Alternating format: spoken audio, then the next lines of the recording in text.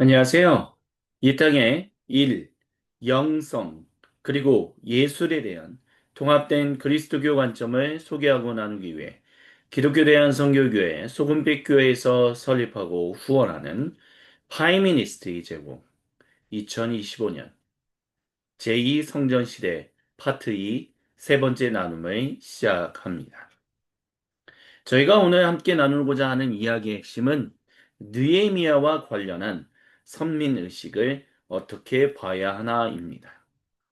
그래서 이것에 대해서 오늘 드리고자 하는 이야기의 핵심은 제2성전 시절 느헤미야가 추진했던 일은 고대 유대인의 선민의식을 고취시키기 위함이 아니었다입니다.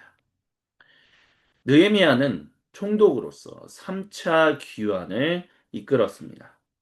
그래서 주전, 기원전 또는 주전이라고 하는 BC 445년 또는 444년 고대 페르시아 제국의 아르타크세르크 성경의 표현으로 한다면 아닥사스 1세 통치 20년 때에 느헤미야 총독을 통한 3차 유대인의 귀환이 이루어졌습니다. 그래서 그 부분에 대한 부분을 성경은 드라마다에서 11주차 나눔에서 함께 이야기를 나눴었습니다. 그래서 느헤미야는 아르타크세르크 또는 아닥사스 이 1세의 술 맡은 관원으로서 왕의 두터움 신임을 받고 있었다라고 우리가 볼 수 있음을 기억하고 있습니다. 그래서 많은 이들의 방해에도 불구하고 그는 결국 고대 예루살렘에 그 성벽을 건축했으며 그 당시 살던 고대 유대인들의 종교개혁을 일으켰음을 우리는 알 수 있습니다. 하지만 이제 선민의식을 고취시킨 거 아니냐? 특별히 저희가 지난 주간에 이야기 나눠들었던 선민의식은 사실 고대 유대인들 가운데 없었다라는 말씀을 드렸는데 분명히 어떤 분들은 그렇게 질문할 수 있습니다. 느헤미야를 통해서 일어난 종교개혁은 결국 고대 유대인들 안에 선민의식을 가지게끔 만드는 것 아니었느냐라고 질문할 수 있다라는 것입니다. 그럼 먼저 우리가 살펴봐야 할 것은 느헤미야 총독이 일으켰던 종교개혁이 무엇이냐입니다. 일단 그는 먼저 수룹바벨 성전을 중심으로 한 예배 또는 제사를 회복시켰습니다. 그래서 그 성전에서 이미 몇십 년 전에 수룹바벨을 통하여 성전이 지어졌는데도 불구하고 그 성전에서 예배와 제사가 이루어지지 않았었다라는 거죠. 그래서 이제 성벽을 건축하면서 이제 수룹바벨 성전이 그냥 비어 있는 그런 곳이 아닌 진실로 하나님께 예배드리고 제사를 드리는 그런 장소로 회복시켰다라고 우리는 말할 수 있습니다. 그 일을 위해서 고대 유대인들 각 지역에 흩어져 있던 지도자들로 예루살렘에 터를 내리고 살게 했습니다. 느헤미야 총독이 오기 전까지는 아무리 1차 귀환이 있었을지라도 그 1차 귀환한 포로로부터 귀환한 유대인, 초창기 유대인들은 예루살렘에 정착하지 않았습니다. 각 지역으로 흩어졌어요. 그러다 보니까 예루살렘은 그저 비어 있는 옛 수도와 같은 조선 시대를 예를 든다면 조선 시대의 경복궁이 이제 흥선대원군에 의해서 재건되기 전까지는 그저 버려져 있는 공간으로서 아무런 어떤 왕들도 돌보지 않았던 것처럼 수르바벨 성전은 바로 그와 같이 황량하게 텅 빈 공간, 사람들이 주목하지 않는 그리고 잘 왕래하지 않는 실제로 예배를 드려야 하는 본래적 기능이 일어나지 않는 곳이었다라고 말할 수 있습니다.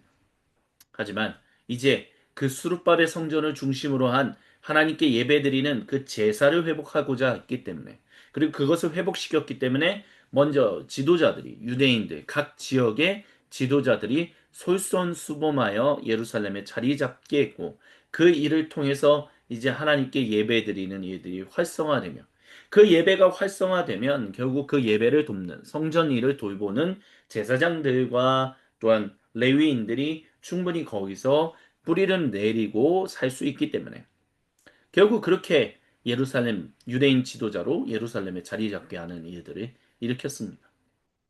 그리고 이제 그 성전 안에 있던 뭐 느헤미야기를 보면 이제 대표적인 이름인 도비아가 등장하죠. 도비아는 고대 유대인과 혼혈한 암몬인으로서 산바단에게 붙어서 느헤미야가 예루살렘 성벽을 증수할 때 방문한 사람으로서 우리가 알 수 있습니다. 느헤미야기 2장 10절이나 19절에 등장하죠. 근데 그가 하나님 백성, 그러니까 하나님께 예배를 드리는 그 일에 있어서 그 하나님께 예배를 드려야 하는 곳에 엉뚱한 사람이 있는 거예요. 그곳에 어울리지 않는 사람이 있는 거예요. 그렇기 때문에 거기에서 무슨 성전이 마치 여관과 같은 그런 객실과 같은 곳으로 기억돼서는 그런 식으로 이 사람들에게 인식돼서는 안 되기 때문에 그 도비아를 쫓아냈지요. 그리고 또한 안식일의 철저한 준수를 이끌어냈습니다. 그래서 그 전에는 어떤 때 뭐 안식일 이런 거 없이 그냥 아무 때나 장사하고 아무 때나 뭐 상업 활동하고 있던 그 모든 것들을 멈추게 했어요. 그래서 총독 느헤미야가 그런 이들은 하나님 백성다운 삶이 아니다라고 그래서 철저하게 안식일을 지켜야 한다라고 얘기했습니다. 그리고 특별히 아까 전에 말씀드렸던 것처럼 결국 느헤미야가 결국에는 고대 유대인들의 어떤 선민 의식을 고취시킨 거 아니냐라고 얘기되는 중요한 핵심이 바로 비유대인과의 결혼 생활을 종료시킨 거예요. 그리고 자녀들로 하여금 결혼해서는 안 된다라고 했던 것이었습니다. 하지만 우리가 기억해야 할 중요한 핵심은요. 그가 일으켰던 종교개혁의 핵심은 먼저 포로 생활이 끝나지 않았다는 것에 대한 깊은 참회로부터 나타났다는 것을 기억해야 합니다. 그래서 느헤미야기 9장 37절부터 38절을 보면 이런 말씀이 기록되어 있습니다. 그러나 보십시오. 오늘 이처럼 우리는 종살이를 합니다. 다른 곳도 아니고 좋은 과일과 곡식을 먹고 살라고 우리 조상에게 주신 바로 그 땅에서 우리가 종이 되었습니다. 땅에서 나는 풍성한 소출은 우리의 죄를 벌하시려고 세운 이방 왕들의 것이 되었습니다. 그 왕들은 우리의 몸뚱이도 우리의 가축도 마음대로 부립니다. 이처럼 우리는 무서운 고역을 치르고 있습니다. 제가 이 부분을 준비하면서 여러 뭐, 블로그나 이제 웹서핑하면서 찾았지만 많은 분들이 글 쓰신 거를 보면 이미 포로 생활에서 어쨌든 돌아왔는데 포로 생활로부터 그러니까 전적인 주님의 은혜로 많은 분들이 그렇게 얘기해요. 프로 생활로 돌아왔다. 그것은 이미 프로 생활이 종료된 것이다. 그래서 이미 하나님의 백성으로 신원되었다. 즉 회복되었다라고 얘기를 해요. 다만 하나님 백성다운 삶이 아직도 온전하지 뿌리되지 못했기 때문에 그 새 언약이 오는 것을 중요하게 여기고 있었다. 그런 가운데서 느헤미야 총독이 개혁을 일으킨 것이다. 뭐 이렇게 얘기를 해요. 하지만 그 이야기가 사실은 좀 우리가 다시 살펴봐야 할 성경은 드라마를 통해서 다시 살펴봐야 할 내용이 있다라고 말씀을 드렸습니다. 그 핵심은 뭐냐면 그들이 육체적인 포로 생활은 끝냈을지 몰라도 아직 하나님께서 자기 백성에게 돌아오지 않으셨기 때문에 그 이것을 어떻게 할 수 있었느냐? 바로 성전에 하나님의 영광이 임재하지 않으셨기 때문에 그렇기 때문에 고대 유대인들은 자기들의 포로 생활이 끝나지 않았다라고 생각했어요. 그러니까 결국에는 예루살렘 그 수르바벨 성전을 지었는데도 불구하고 그것을 일종의 기념물로만 인식하면서 그 예루살렘을 황폐하게 만들어 버렸던 이유도 결국 뭐냐면 그들의 어떤 실망감에서부터 등장한 것이다라고 얘기할 수 있다는 거죠. 우리가 예레미야 예언자를 통해서 하나님의 말씀이 이루어져서 포로 생활이 끝났다라고 생각했는데 그래서 우리가 돌아와서 수룹밥의 성전을 짓게 되었는데 하나님이 돌아오시지 않았다는 거예요. 아직도 페르시아 제국의 지배를 받고 있다는 거예요. 그러니까 끝난 건가? 아, 안 끝났네. 우리가 그렇다면 뭐 성전이 있을 필요가 있나? 그러니까 각자 일상에 그냥 하나님과 상관없는 그 일상에만 초점을 맞추고 살아갔었다는 거죠. 하지만 그것이 그런 마음으로 일상을 살아야면 안 된다라는 것이 느헤미야가 종교개혁을 일으켰던 첫 번째 중요한 핵심이었습니다. 그렇기 때문에 주님께서 돌아오신다면 왜냐하면 돌아오신다고 약속하셨으니까 아직 왜 그런지 모르겠지만 돌아오시지 않았다는 거예요. 그럼 돌아오시겠다고 약속하셨는데 어느 정도 부분 성취된 것 같은데 완전히 돌아오시지 않았다? 그러면 돌아오실 것이냐 안 돌아오실 것이냐? 지금 초창기 1차 포로 기한을 했던 사람들은 안 돌아오실 거라 생각했지만 느헤미야는 총독은 돌아오실 거야 라는 것. 그것에 대한 확신을 갖고 고대 유대인들을 향하여 주님께서 돌아오신 날까지 그분 백성답게 살기로 다짐해야 한다라고 얘기했다는 거예요. 그래서 그때 당시에 느헤미야기 10장 39절을 보면 이 결국 에스라의 이 종교 개혁자 에스라의 그 성경 말씀을 읽는 것을 통해서 그들이 결심했던 게 뭐냐면 우리는 우리 하나님의 성전을 아무렇게나 버려두지 않을 것이다라고 있었다는 거죠.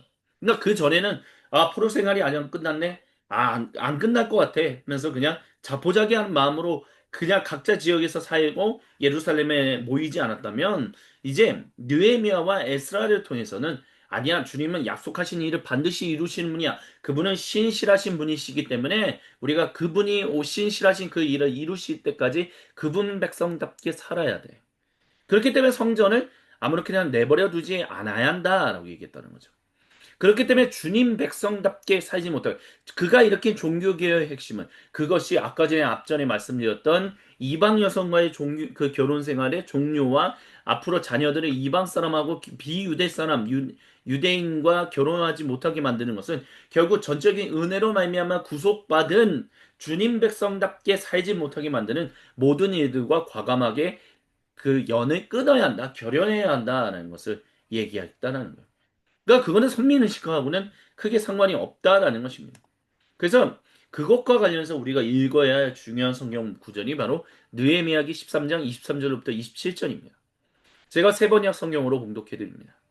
그때 제가 또 보니 유다 남성들이 아스돗과 암몬과 모압의 여성들을 데려와서 아내로 삼았는데 그들 사이에서 태어난 아이들의 절반이 아스돗 말이나 다른 나라 말은 하면서도 유다 말은 못했습니다. 저는 그 아버지들을 나무라고 저주받을 것이라고 하면서 야단을 치고 그들 가운데 몇몇을 때리기도 하였으며 그런 다음에 하나님을 두고서 맹세하게 했습니다. 당신들은 당신들의 딸들을 비유다 사람의 아들에게 주지 마시오. 당신들과 당신들의 아들들도 비유다 사람의 딸을 아내로 데려와서는 안 돼요. 이스라엘 왕 솔로몬이 죄를 지은 것도 바로 이방 여성과 결혼한 일이 아니요. 어느 민족에도 그만한 왕이 없었소. 그는 하나님의 사랑을 한 몸에 받았으며 하나님은 그를 온 이스라엘의 왕으로 삼으셨소. 그러나 그마저 죄를 짓게 된 것은 이방 아내들 때문이요. 이제 당신들이 비유대 여성들을 아내로 데려와서 이렇게 큰 잘못을 저지르며 하나님을 거역하고 있는데 우리가 어찌 보고만 있을 수 있어. 아멘. 여기서 이제 중요하게 다루는 핵심은 느헤미야가 초점을 맞추는 것은 유대인이 비유대 사람과 결혼했기 때문인 그게 중요한 게 아니에요. 그럼으로 인해서 벌어진 가장 큰 문제는 그들 사이에서 태어난 자녀들이 하나님 백성다운 삶이 무엇인지 배울 수 있는 하나님 백성인 원래 공동체인 이 유대인 공동체과의 관계성이 끊어졌기 때문에 중요했던 거예요. 그러니까 중요한 것은 이미 그 히브리어를 잊어버려서는 안 된다 이런 얘기를 하고자 하는 게 아니에요. 왜냐하면 이미 1차 포로 기한, 2차, 3차 기한을 통해서 알 수 있는 것처럼 이미 많은 그 포로 생활을 갔다 온 초창기 유대인들은 고대 히브리어를 다 잊어버렸었어요. 그렇기 때문에 그들은 그 신바벨로니아 제국에서 쓰던 공식 언어를 가지고 아람어라고 하는 그 언어를 사용하고 있었다라는 것이죠. 그렇기 때문에 이미 그들 조상의 언어하고 이미 단절되었었다라는 겁니다. 근데 중요한 것은 우리가 에스라기나 느헤미야기를 보면 에스라 학자가 말씀을 봉독했을 때 그것을 그들이 알아들 수 있는 말로 통역해 주는 사람들이 있었다는 거죠. 그 얘기는 뭐냐면 하나님의 진정한 백성다운 삶이 즉 주님이 돌아오시는 그 순간까지 주님이 돌아오셨을 때 자기들의 삶이 그들 조상인 고대 이스라엘 민족처럼 엉망진창인 삶, 솔로몬처럼 그런 삶을 살아가고 있다면 이미 솔로몬이 그렇게 삶으로 인하여 결국 고대 이스라엘 민족이 두 왕국으로 나눠졌었고 결국에는 아시리아 제국과 신바벨로니아 제국에 의해서 포로로 끌려가는 그 하나님의 심판과 징계를 받았는데 하물며 하나님이 우리에게 돌아오셨을 때 우리가 전적인 은혜로 말미암아 돌아온 우리가 그분이 돌아오시는 날에 우리 조상들처럼 똑같이 행동하고 있다면 주님이 우리를 과연 기쁘게 여기시겠는가? 아니다라는 거죠. 그분 나라의 백성에 합당하겠느냐? 아니다라는 거예요. 그렇기 때문에 말씀을 가르치고 말씀대로 살아야 한다는 것을 중요하게 여겼다는 거죠. 왜냐하면 이미 그러니까 고대 유대인들도 지금 그리스도인들이 보통 얘기하는 종말론적인 그 핵심에서 이미 그러나 아직 하나님 나라가 이미 예수님의 안에서 계시되었으나 완전하게 완성을 향하여 나아가고 있다라고 했던 것처럼 고대 유대인들도 비슷한 생각을 가지고 있었다는 거죠. 이미 예레미야 예언자를 통해서 주어졌던 그 주님의 말씀 70년 만에 너희가 신바벨로니아 제국의 포로로부터 고향 땅으로 돌아오게 될 것이다 라고 했던 그 일이 성취됐어요. 포로 생활이 끝날 것이다라고 했어요. 근데 그 포로 생활이 아직 완전히 끝나진 않았다라는 거. 이미 그러나 아직이라는 그 중간 사회 가운데 제2성년 시대는 바로 그 중간 이미 그러나 아직이라는 그 핵심을 가지고 살았다라는 것입니다. 그럼 이미 그러나 아직이라는 그 상황 가운데서 우리가 고대 유대인들은 어떻게 살아야 하는가? 전적인 하나님의 백성답게 살아가는 그 하나님만을 사랑하고 그 하나님 안에서 이웃을 사랑하고 창조 세계를 사랑하는 그런 삶을 살아가야 하는 거 아니냐? 그래서 그것을 가르치는 일을 말을 통역해서라도 가르쳤다는 거죠. 그리고 그 말씀을 통역된 말씀을 들은 사람들이 결심해서 하나님의 성전을 내버려 두지 않겠습니다라고 말했다는 것입니다. 근데 중요한 것은 그런 가르침과 다짐이 일어나는 공동체적인 삶이 완전히 끊어졌다는 거. 왜요? 그 자녀들이 더 이상 하나님 나라 백성의 말을, 즉, 하나님 나라의 백성다운 삶을 배우는 일을 할 수 없었기 때문에. 이거는 특별히 그들 아버지가 그 일을 게을리했다는 거예요. 단순히 언어가 끊어졌다는 것만이 아니라 게을러서 안 가르쳤기 때문에 문제가 되었다는 거예요. 그렇기 때문에 솔로몬 왕이 이방 여성과 결혼하고 그로 인해 그 자녀들과 그 자녀들로부터 지배받는 모든 고대 이스라엘 민족이 결국 하나님 백성답게 사는 일이 무엇인지를 잃어버린 일이 그들로 포로 생활을 겪게 했기 때문에 그렇기 때문에 느헤미야 총독이 일으켰던 개혁의 핵심은 선민의식을 가지게끔 하는 것이 아니라 하나님 백성답게 살도록 주님이 주신 말씀을 중심으로 하는 사는 공동체 삶에서 그 다음 세대가 멀어지지 않게 하는 일이 핵심이었다라는 것을 우리는 기억해야 합니다. 그리고 우리가 기억해야 할 중요한 핵심은 뭐예요? 이 느헤미야 13장에서 나오는 유다 남성들이 아스돗과 암몬과 모압의 여성들을 데려와서 아내로 삼아서 문제가 되었다 한다면 만약에 그렇다면 진실로 이방 여성하고 결혼한 그것 자체가 문제다라고 얘기한다면 룻에 대한 관심이 없어야 돼요. 하지만 우리가 가지고 있는 이 70인역 성경이 아니라 그 곧 지금의 현대 히브리인, 즉 지금 21세기를 살아가고 있는 현재 유대인들이 사용하고 있는 마소라 사본의 성경을 보면 룻기와 잠언이 굉장히 긴밀하게 연관되어 있어요. 그러니까 잠언이 끝나고 나면 룻기가 등기 시작하거든요. 그래서 잠언 31장의 현숙한 여성과 룻은 결국에는 고대 유대인들에게 있어서 연결되는. 그러니까 과연 이런 잠언 31장에 나오는 그런 현숙한 여성이 있을 수 있느냐라고 했었을 때 그에 대한 실제적인 역사적 모델이 룻이다라고 마소라 버전 성경은 이제 제시하고 있다는 거예요. 근데 중요한 핵심은 뭐예요? 룻이 모압인으로서 이방 여성이었다는 거예요. 만약에 이방 여성과의 결혼 그 자체가 문제였다면 그래서 그걸 한다면 룻에 대한 관심을 사람들이 고대 유대인들이 관심 가지지 않게 하도록 어쩌면 성경을 그 부분을 강조시키지 말았어야 했어요. 하지만 이들은 룻이 모압인으로서 이방 여성이었다는 것을 분명하게 드러내고요. 또한 그 룻기를 통해서 바로 룻기의 그 말씀을 고대 유대인들이 읽으면서 그녀로부터 다윗 왕, 즉 유다 자손의 가장 위대한 왕이었던 그 왕이 태어났던 것을 주목했습니다. 그러나 그런 것들을 본다면 결국에는 유대인 그 자체, 이방인들하고는 피가 섞여서는 안 돼라는 식의 어떤 그런 선민의식을 고취시키기 위해서 이방 여성과의 결혼이 그 자체가 문제다라고 말하지는 않았다라는 것입니다.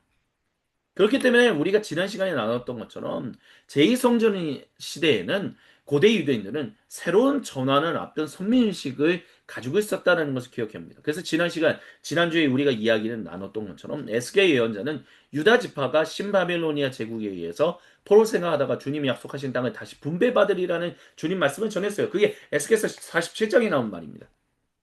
근데 땅을 분배받는 이들이 유다 지파만이 아니라 12지파가 된다는 거예요. 이스라엘 민족만이 아니라 비이스라엘 민족도 그 땅을 유산으로 분배받아요. 결국 고대 이스라엘 민족만이 아닌 수많은 다른 민족이 주님께서 자기 백성으로 편입시키시는, 지정하시는 일들이 나타난다는 거죠.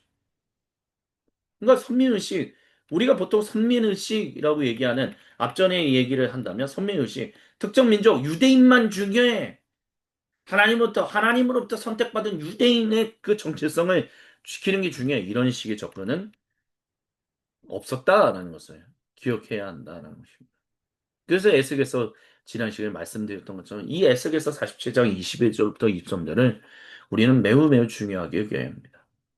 이 땅을 너희가 이스라엘의 모든 지파별로 나누어 가져라. 너희는 말할 것도 없고 너희 가운데 거류하는 외국 사람들 곧 너희들 가운데서 자녀를 낳으면서 몸부쳐 사는 거류민들도 함께 그 땅을 유산으로 차지하게 하여라. 너희는 거류민들을 본토에서 태어난 이스라엘 족속과 똑같이 여겨라. 그들도 이스라엘 지파들 가운데 끼어서 제비를 뽑아 유산을 받아야 한다. 거류민에게는 그들이 함께 살고 있는 그 지파에서 땅을 유산으로 떼어 주어야 한다. 하나님의 말이다. 아멘. 주 하나님의 말이다라고 말씀하시는 거 본다면 결국 이것을 통해서 우리가 정리해야 할 것은 뭐냐면 제2성전 시대 총독 느헤미야가 추진했던 개혁은 유대인들의 선민의식을 고취시키기 위함이 아니었다는 것을 우리는 잊지 말아야 할 것입니다. 예, 이것으로 2025년 제2성전 시대 파트 2 세 번째 나눔 느헤미야의 그 개혁은 고대 유대인들의 선민의식을 고취시킴이 아니었다라는 주제로 함께 이야기 나눴습니다. 계속해서 다음 이 시간에 네 번째 나눔으로 찾아뵙겠습니다. 감사합니다.